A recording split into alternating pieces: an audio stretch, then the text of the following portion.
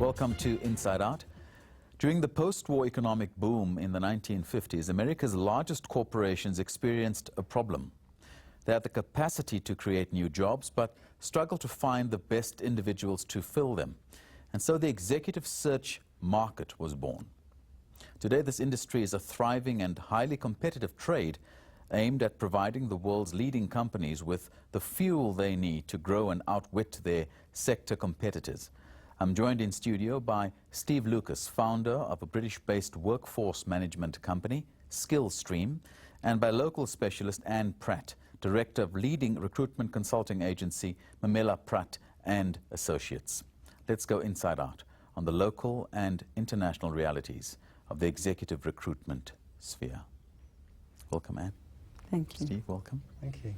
I'll give each of you an opportunity. Please just give us a sense of your business and just a sense of what it is that your key competency is in that particular sector. Anne. Thanks, Pat. We're positioned at the premium end of the executive search market in South Africa. So our strategic positioning is about being global, world-class. We have alliances with an international firm with 50 international partners. And in South Africa, we handle top-level strategic appointments for private, public sectors and also state-owned enterprises. Steve?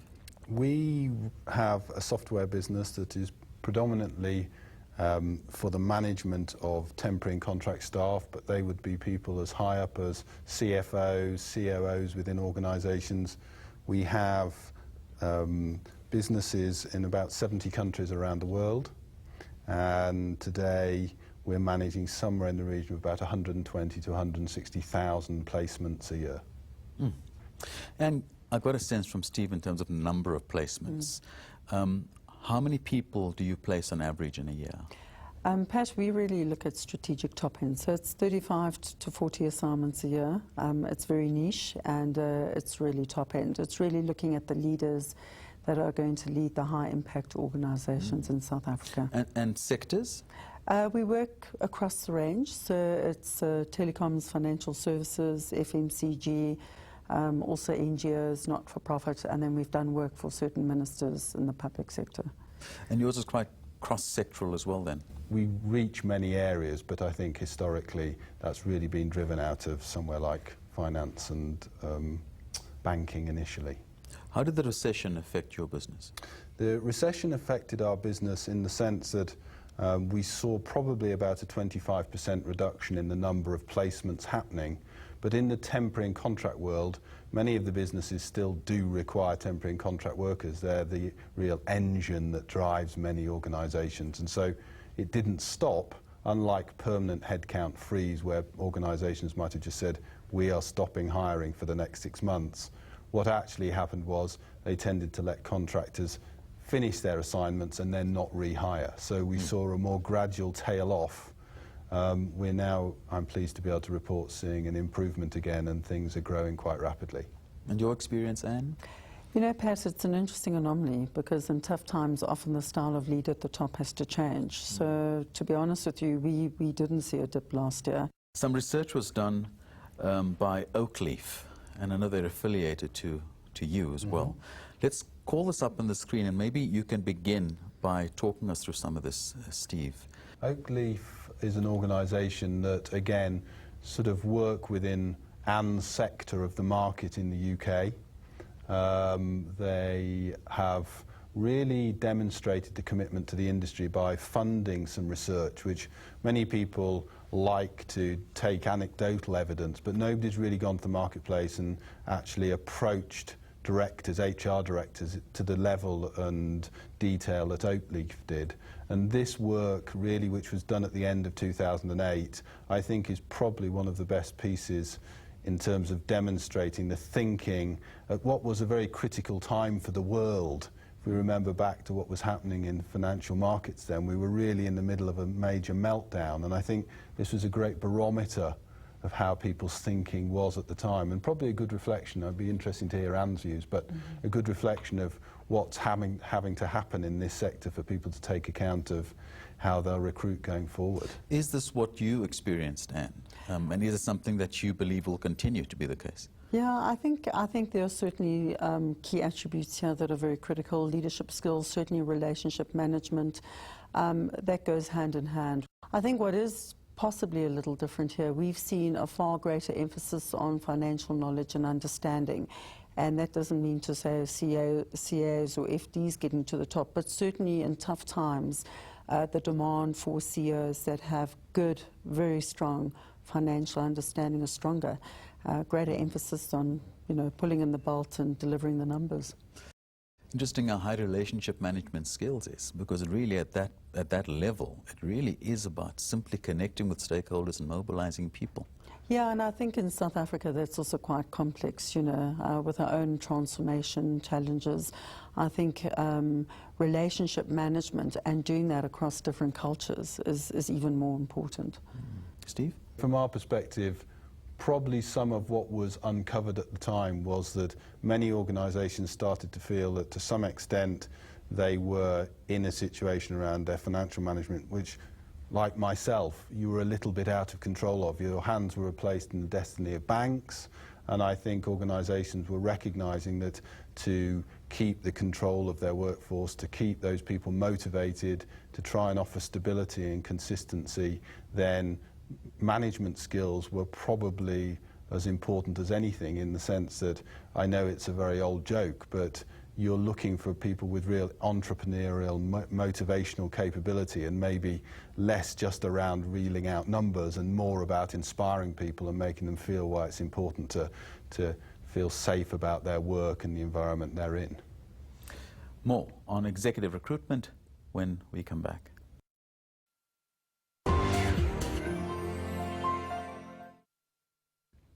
We're talking about the local and international executive recruitment spheres with Pratt and Steve Lucas.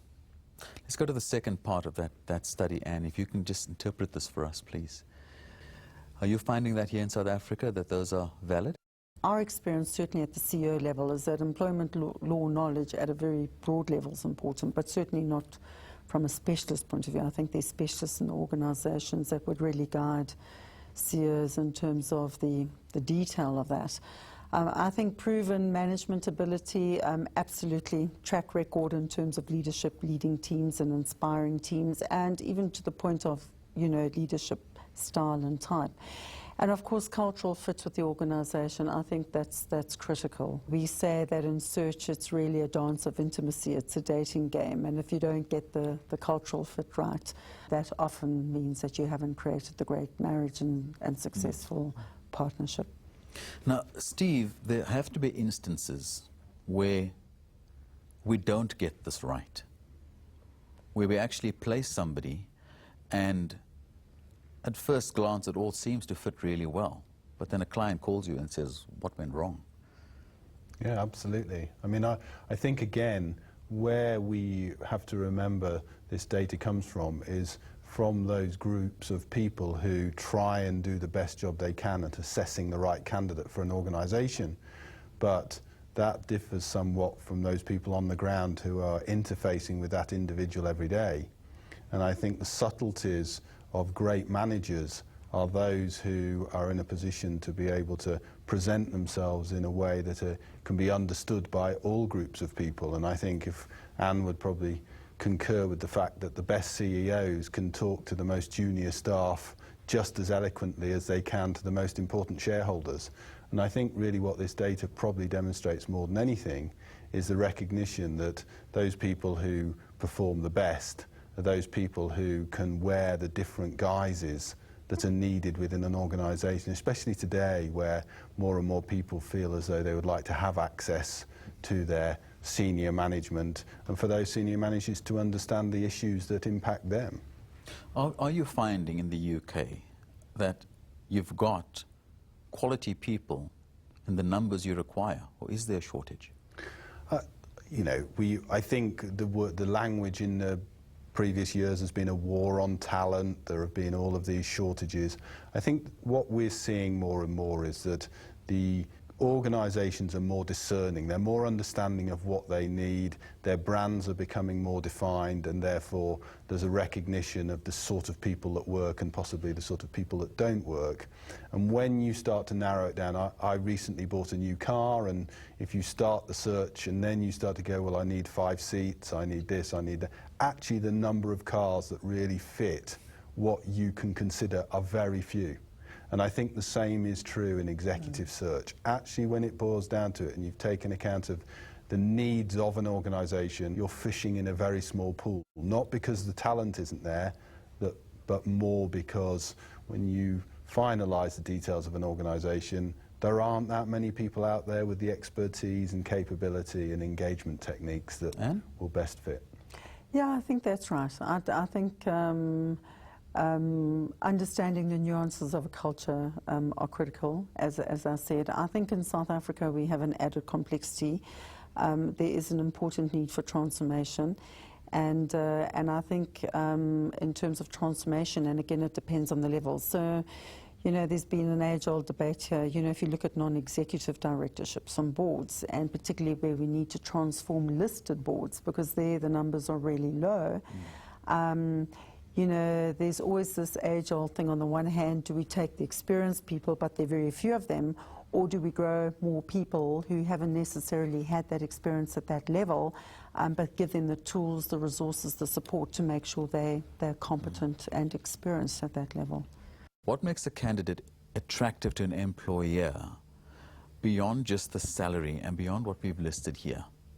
Look, I think from certainly my experience of that would be the understanding, the fact that they've been out there and possibly worked their way up through an organisation, they understand it. I think if we look at those organisations that are excelling, certainly in the UK, US and maybe Australia, where I have probably more experience than elsewhere, what becomes very noticeable is those people who can talk with practical knowledge of what needs to be done are outshining all others by a very long way. And I think it's the leading by example scenario rather than, you know, the old sort of First World War, the general sat back and sending the people over the trenches. I think that methodology and thinking is now very outdated. And I think those people who are prepared to stand at the front and lead from the front in a Braveheart-esque type of way of thinking probably are the ones who are endearing themselves to the... But then, Anne, the challenge here in South Africa is, as you've mentioned just now, we don't always have people, especially with the transition in our country, especially with our black economic empowerment policies and so on, you don't always have the kind of person Steve just described. Perhaps there's certain experience gaps, but in terms of the people attributes, I think there's a commonality there. I think it is about leading from the front. It's about being practical, about being hands-on. I also think what we've certainly seen, CEOs and executives who can really talk to the strategic value add, rather than talking about motherhood and apple pie. You know, it's really about this is what we delivered against these objectives within this time frame. So I think delivery, I think also drive, energy, tenacity, resilience. You know, they say Africa isn't for sissies, and I think if you look at what leaders have to navigate their way through in this country, I think those attributes. I think also, not only in a South African context, but I think globally, the ability to deal with change, with cultural diversity, I think those qualities where people really inherently show that they're able to do that, not because they have to, but because they want to. I agree with everything you've said right now. It makes perfect sense. As a South African, I understand and see that, and I feel it if I look at the business day and I encounter different executives. But I also hear that as a result of us placing people and making quotas and struggling with that without great mentorship programs, that you are going to encounter the executive who's got all of the attributes you described, but because of the history that we come from, did not have the chance to walk the trenches and work their way up through a company. And there is still a gap. And if a good mentorship program is not in place, that can be a disconnect. I think that's true, Pat. I think the way many organisations have closed that gap successfully, and You know, I always think of MTN, and I think they've done a great job in their transformation strategy, SAB Miller, their various others. But I think what those organisations have done is hire people with the kind of humility and the willingness to get into the trenches, but also put support systems around them and grow them into the job. More when we come back.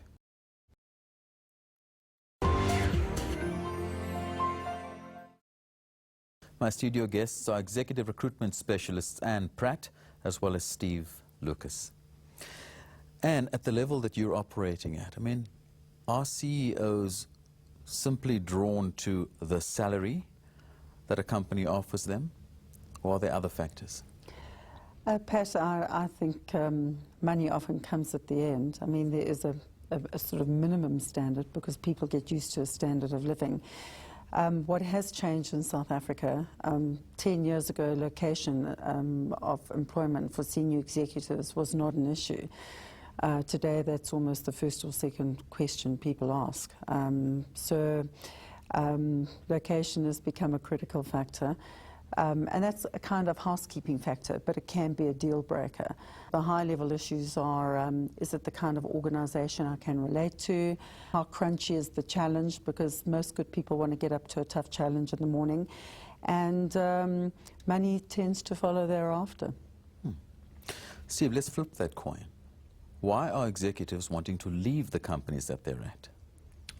I think certainly my experience of that would be that within organisations, changes in policy, changes in direction driven by outside influences can certainly be a significant impact. I think shareholders become ever more short-term in that if they've been given an expectation of some delivery and that's missed, then the pressure exerted by shareholders today when organisations will find 3 or 4 potential shareholders have a very significant influence. Hedge funds more greatly getting on the scene quickly and scent blood and can quickly swing an organisation's attitude to its staff members or senior executives. So I think we're not only seeing internal impact, we're seeing the influence of shareholders being executed probably far more significantly than we might have done 5 years ago.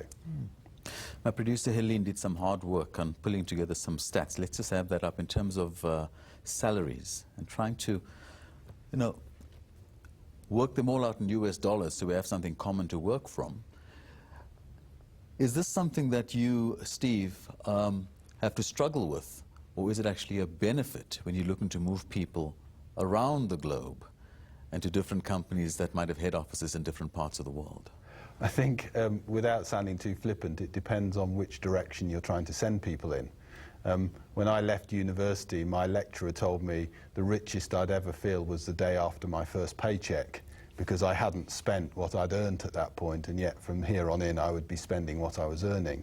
And I think a challenge is, if you look at that UK number, trying to get UK executives moving to other parts of the world does create problems, because although this probably doesn't take account of cost of living, psychologically, if somebody has been earning whatever figure that might be and they're told that they're going to halve that, even if the cost of living is 75% reduced, still there is a psychological impact which one has to get over. And I do take account of Anne's point, which is money might come at the end, but it tends to come earlier on if you're asking people to take a cut. And what does this mean for a South African executive?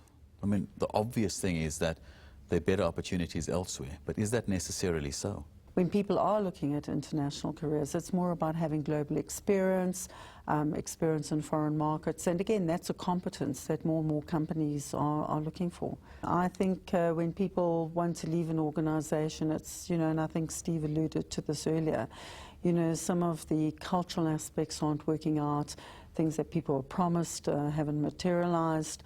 I think, you know, prospects for growth. I think if an organisation hasn't really got a balance between keeping people moving through the ranks so there's still career prospects to grow and, you know, reach, you know, have promotions, etc. But there must also be issues around the socio-political situation in the country. You hear about this. Steve's nodding, I'll come to you in a second, but there certainly must be an element of that when you sit and you're talking to someone who might be considering leaving the country? Yeah, I think there's a lot of unspoken tension. I think where companies, and again, you know, where companies have been progressive around change, so being promoted is not so much a race issue, it's really a question of competence and balancing competence with transformation. Where companies haven't done that so well and they're trailing behind, the whole issue of diversity and giving people of colour preference in terms of those opportunities, that creates a tension. So I think it really depends on how progressive the organisation has been. Do they have a track record, and to what extent that's an issue. So, and then if they're trailing behind and there's a greater need and a more desperate need, and they're putting people of colour in who maybe don't have the track record, you know, that creates an underlying resentment. So people say, I'm feeling blocked. Steve? Look, I think all of these things probably revolve around balance, but I think balance is dictated by what the benchmark has been historically. And I think one of the challenges South Africa has is that possibly in the past that benchmark hasn't been as equitable as it might have been in Western Europe or the United States or Australasia. And so consequently, to swing that pendulum to a more central position probably takes a more radical approach in the short term. And from my perspective, it's a word that I think people frown at sometimes, but many organisations in this country, I think, are now recognising the importance of succession planning, because succession planning isn't only about just finding the next executives, it's giving that path for the new starters to understand how they can progress within an organisation. I think it sends a very clear message to people. There is a commitment to find talent within an organisation and develop it.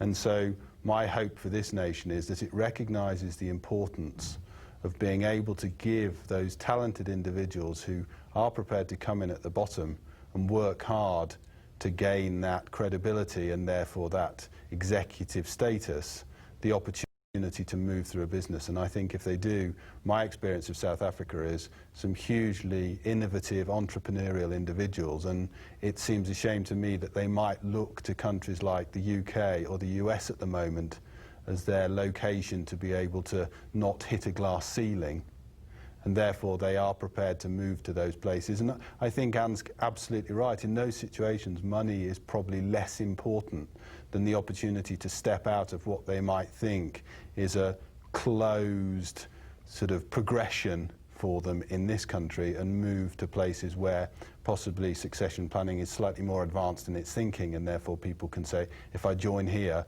and I do a good job and I don't step out of line, then I can understand where I could be in 5 years' time, and possibly that's still something that needs to happen. And I'll give you the last word. Obviously, what we want to do is keep talented people here in South Africa. That's got to be our goal. The nation needs talented executives. Absolutely. Absolutely, Pat. And I think the real way to do that is to send a message right from our president downwards that there is a future for all South Africans. I know the president recently called on retired white executives to come back and help the state-owned enterprises. And I think what's equally important is that it's not just words that are spoken, but people see real examples of that. Thank you both very, very much. Executive recruiters are not only agents bringing different parties together, but have become an integral part of the corporate environment. It's a trend that's growing worldwide. They can and do influence the flow of talent worldwide. It might be the only instance that some consider themselves lucky to be hunted, and in a modern world, not just for their heads. Your thoughts on today's discussion, please. For this week, that's Inside Out. I think the subtleties of great managers are those who are in a position to be able to present themselves in a way that can be understood by all groups of people. And I think if Anne would probably concur with the fact that the best CEOs can talk to the most junior staff just as eloquently as they can to the most important shareholders. They say Africa isn't for sissies, and I think if you look at what leaders have to navigate their way through in this country, I think those attributes. I think also not only in a South African context, but I think globally, the ability to deal with change, with cultural diversity. I think those qualities where people really inherently show that they're able to do that, not because they have to, but because they want